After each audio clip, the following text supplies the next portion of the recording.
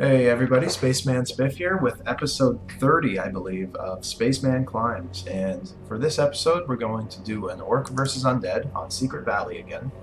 And as you can see, I'm against a random, so I don't know that I'm against Undead at this point in the game. So my main go-to hero in this kind of situation is the Farseer. Because as you know, I'm not going to be going Blade Master, I just never go Blade Master. And I think the Farseer is the next safest hero. He's great for harassing.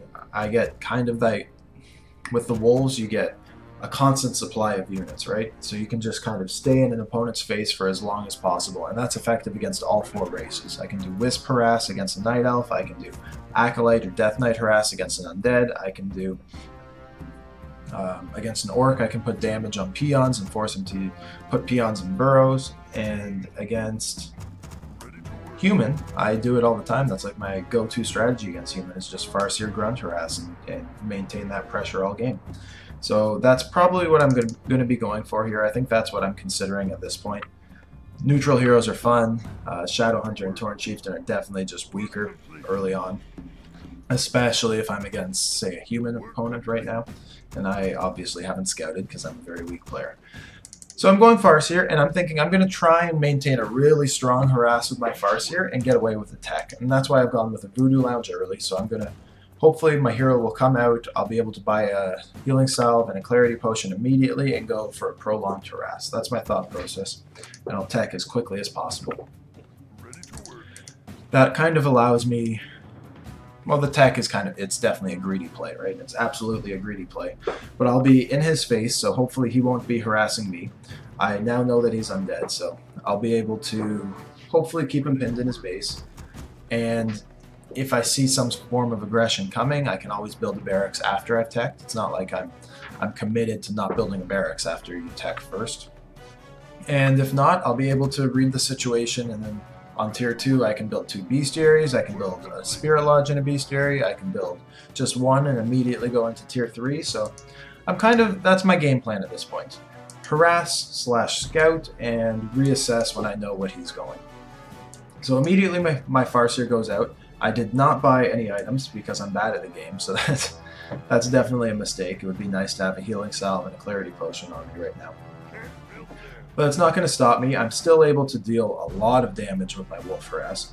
And notice I summoned the wolves way back here. You do that because you want the cooldown to wear off by the time you come in to start the harassment, so that if your wolves do take a lot of damage really quickly, you're able to summon 2 more immediately. If I had waited for here to summon them and both my wolves die, or I have to micro them away because they're in red health, then I've got to wait that whole extra period of cooldown to get my second round of wolves to continually harass. I hope that makes sense.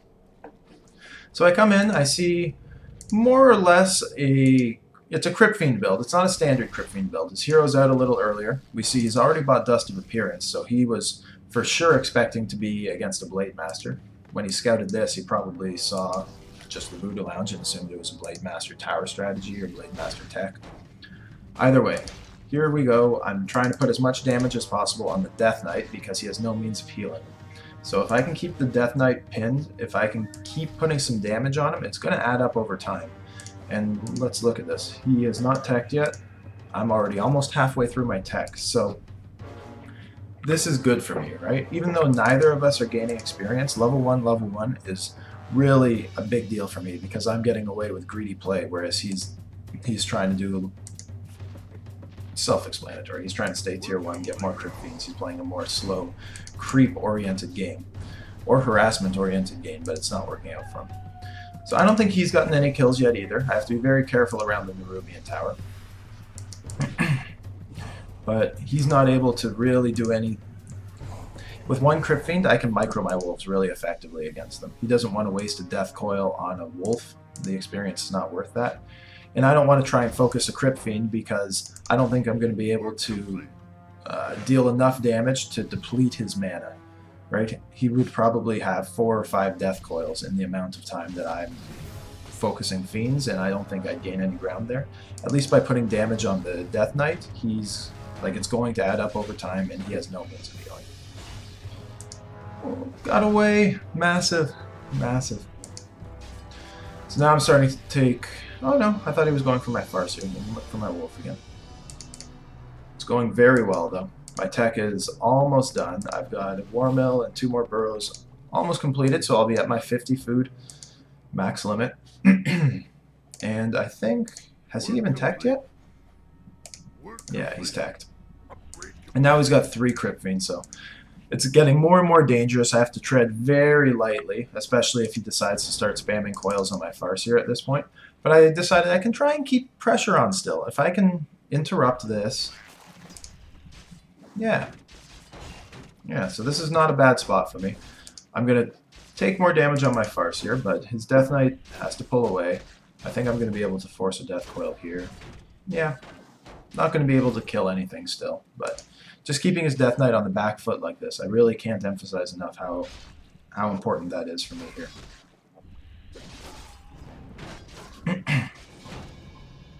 Same old. My Farseer's taking a lot of damage now. I think I'm going to retreat soon just because I don't want some kind of coil and a couple Crypt Fiends to catch me at the right time and die. I feel like this harass has been very effective for me at this point, so I'm going to cut my losses and just retreat right now before I overextend.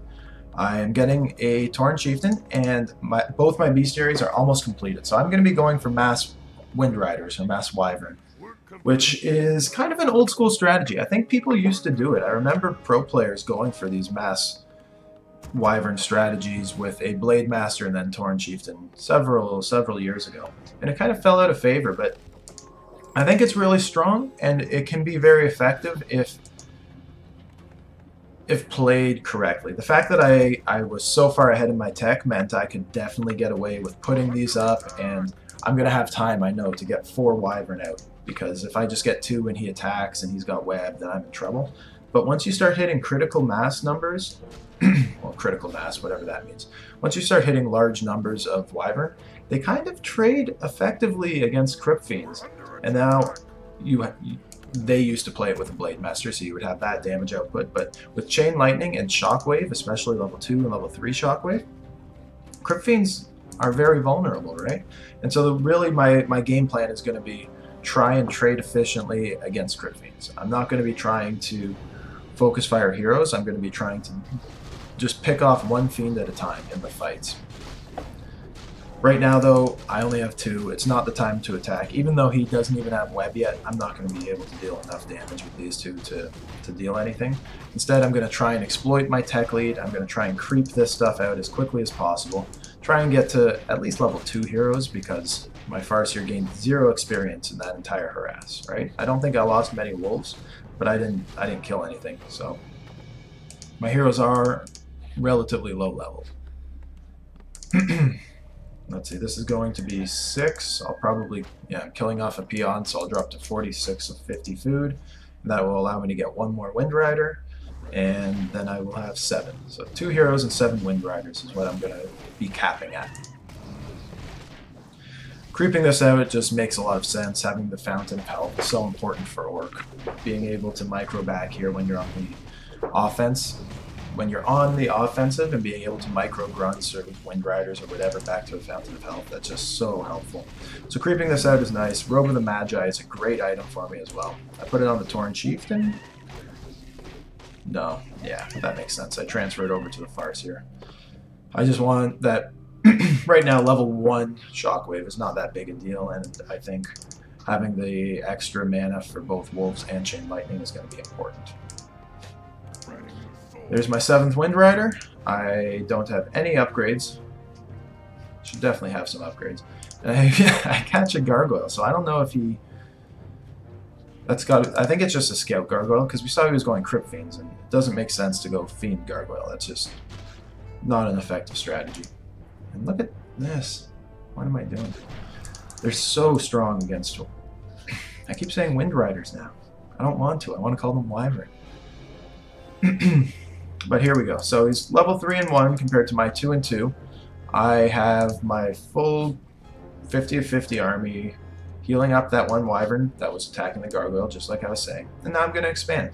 And this is also what, like, this was a professional strategy way back when. I'm sure they did it much more effectively than I did. But yeah, expand on 50. And it's going to be really tough for the Undead to break it, because I'm going to focus fire down these Crypt Fiends as soon as I can. So here he is, and let's see, his 4 Fiends, level, like pretty standard Undead for this point. Maybe I'm a little ahead. Yeah, he should have 1 extra Fiend, but he's tier 2. He's playing very defensively. Oops, not like that. But here, I quickly focus down 1. Beat the Death Coil, which is a big deal. Chain Lightning, another one. And so even though he's got web and he's able to pick them off pretty quickly, my damage output is just beating his, right? There's another Fiend, but Chain Lightning catches it. Another Fiend, just focusing it down. And I have destroyed his army. My hero's about to die, so I'm going to have to teleport out. But he lost a lot more than I did. A lot more than I did. That was a really good fight for me. And now my expansion is halfway up, and I'm in a really good spot. And I think, like, even if he had had 1 or 2 more Crypt Fiends there, or if he had had an extra statue, because that's what he was missing, right? He was at 42 with 1 statue, so he would have had another Crypt Fiend and another statue. Maybe another unit, but either way, he was down 1 of each. I don't think they would have made a difference in that fight. Would they have? I don't know. Didn't seem like it. They would have. I dominated that. I took damage on my Farseer and teleported out. That's the only reason I even had to back out. And that was a desperate attempt by him, because his initial thing was to try and definitely pick off some Wyvern. This guy's still sitting here. I should probably pull him into my group. Ooh, a pick off here would be huge. And now he teleports out. Big shockwave catches the Lich, and now the game's definitely in my favor. Nice map hack, he says, which is kind of laughable. I don't know where he got a map hack. I don't know why he's over here creeping this spot rather than, you know, this, where it's nice and safe. That was a big mistake on his part. Instead, he creeps right beside my base. My expansion's almost up now. It's looking pretty good for me. I don't think he's going to be able to come back at this point.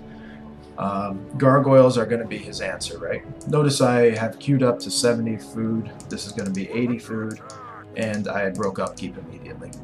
I am not getting that expansion to sit on gold. I'm getting that expansion to try and maintain my numbers advantage of Wyvern to Crypt Fiends. If he goes for Gargoyles, of course I'm going to have to switch into Bat Riders, but that's really easy to deal with, right? It should be easy to deal with. That transition is so fluid when I have 2 bestiaries already, and you don't need many Gargoyles. So here we go.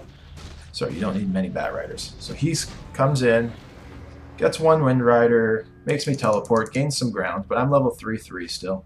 And I've now seen that he's going Gargoyles, so immediately I'm building some Bat Riders, and that should really be enough. I think I'm going to get maybe 4 Bat Riders, because, again, kind of similar to what I was saying about Crypt Fiends, even though he's got this many Gargoyles, after I use 2 or 4 bats on them, he'll have a couple stragglers left over, but just trade. Just focus fire them down, or like shift click 1 Gargoyle at a time, and then let your Wyvern trade, because the damage out, they die quickly, but their damage output is insane.